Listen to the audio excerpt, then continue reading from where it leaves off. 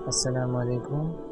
پچھلے part 6B میں ہم نے سنا تھا کہ کوئی مسلم ممالک کے بڑے شرک سے بچنے کی پرواہ نہیں کرتے اور اس کے بارے میں اویئرنیس بھی نہیں کرتے۔ مسلم امہ کو اندھیرے سے باہر نکالنا اور کوئی بھی اسٹیٹس کو واپس لینا، اس کا ایک ہی طریقہ ہے شرک سے چھٹکارا پانا۔ اب آگے محمد قاسم نے یہ خواب 16 جنوری 2019 کو دیکھا تھا اور وہ کہتے ہیں کہ میں نے اس خواب میں دیکھا کہ بہت سارے حکمران آئے اور پاکستان کو ٹھیک کرنا چاہا، لیکن پاکستان کی حالت ٹھیک نہیں ہوئی۔ پھر عمران خان آئے اور لوگوں نے امید لگا دی تھی کہ اب سب کچھ ٹھیک ہو جائے گا کیونکہ عمران خان جو آ گئے ہیں، لیکن کچھ بھی ٹھیک نہیں ہوا اور سب ویسے کا ویسے ہی رہ گیا۔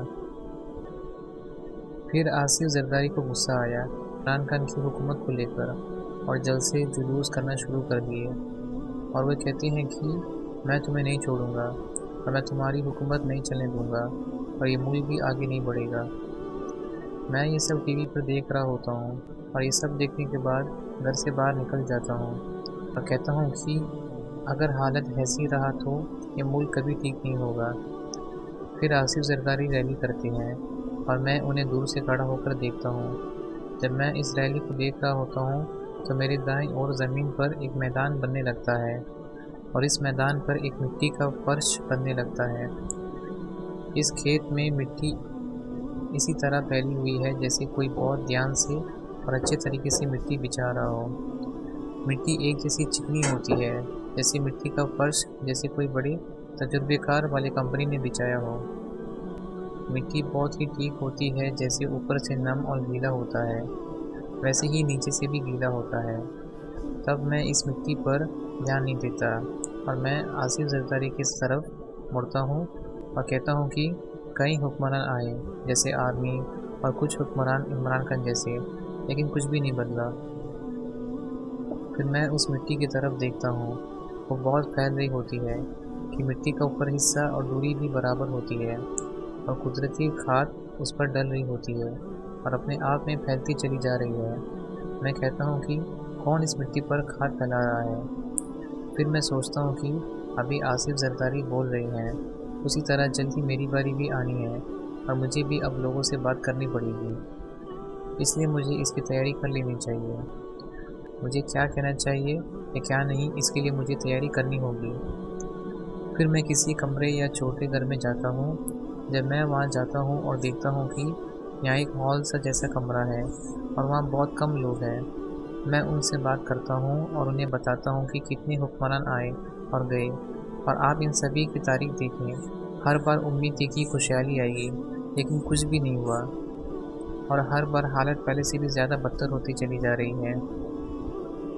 میں کہتا ہوں کہ اس کی ایک ہی وجہ ہے اور وہ یہ ہے کہ جب تک اس ملک کو شرک اور اس کے اقسام سے پاک نہیں کیا جاتا اور اس ملک سے شرک اور اس کے اقسام ختم نہیں کیا جاتا، تب تک اللہ ہماری مدد نہیں کرے گا اور تب تک خوشحالی بھی نہیں آئے گی۔ میں دیکھتا ہوں کہ دوسرے لوگ وہاں آتے ہیں اور میری بات سنتے ہیں۔ کبھی میں دیکھتا ہوں کہ دور میں آرمی کے لوگ بھی کھڑے ہوتے ہیں اور مجھے سن رہے ہوتے ہیں۔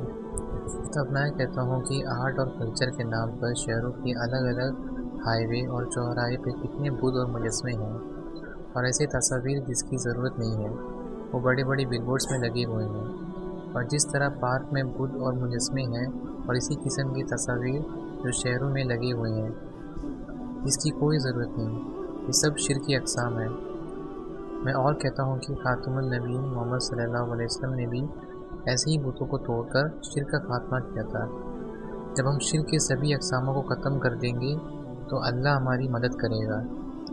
تب نہ صرف پاکستان غزوہ ہند جیتے گا بلکہ تیسری عظیم جنگ میں رشیا، امریکہ جیسے طاقتور ملک کو بھی ہرا دے گا اور پاکستان خود ایک طاقتور ملک بن جائے گا۔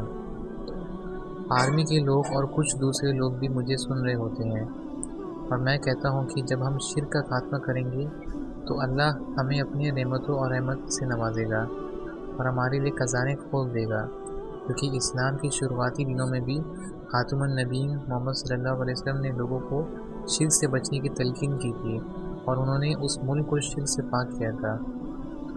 پھر یہاں میں ایک لائیو انٹرویو دیتا ہوں اور اینکر مجھ سے شرک کے بارے میں اور تصاویر جو ضرورت ہوتی ہے الگ الگ کاموں میں اس کے بارے میں پوچھ رہی ہوتی ہے، اور میں کہتا ہوں کہ جہاں ضرورت ہے وہاں ٹھیک ہے، لیکن جہاں اس کی ضرورت نہیں وہاں تصویر کا استعمال نہیں کرنا چاہیے۔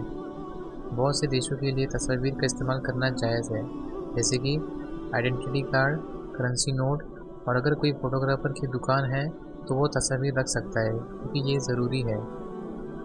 اور بھی میں کہتا ہوں کہ لیکن اس کے علاوہ اگر آپ بہت سی جگہ تصاویر دیکھتے جس کی ضرورت نہیں ہے، یا زیادہ تر لوگ اپنے گھروں میں مشہور ہستیوں کی تصاویر لگاتے ہیں، تو یہ جائز نہیں ہے اور یہ شرک کے اندر آتی ہے۔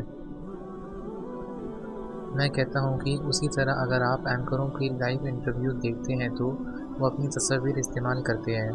فیمس اینکروں کو اپنی تصاویر نہیں لگانی چاہیے، تو نہ لگائیں کیونکہ اس کی ضرورت نہیں ہے، اور جو غیر مشہور اینکر ہے وہ اپنے پروگرام پرومو پہ تصاویر پوسٹ کر سکتے ہیں۔ آرمی کے جوان لوگ کھڑے ہوتے ہیں اور لگاتار یہ سب دیکھ رہے ہوتے ہیں اور میری بات دھیان سے سن رہے ہوتے ہیں۔ یہیں پر پارٹ 7 ختم ہوتی ہے۔ انشاءاللہ اگلے پارٹ 8A میں ہم سنیں گے کہ محمد قاسم اپنے خواب کیوں شیئر کرتے ہیں، قرآن اور حدیث کی روشنی میں جانیں گے۔ جزاکم اللہ خیر۔ السلام علیکم ورحمۃ اللہ وبرکاتہ۔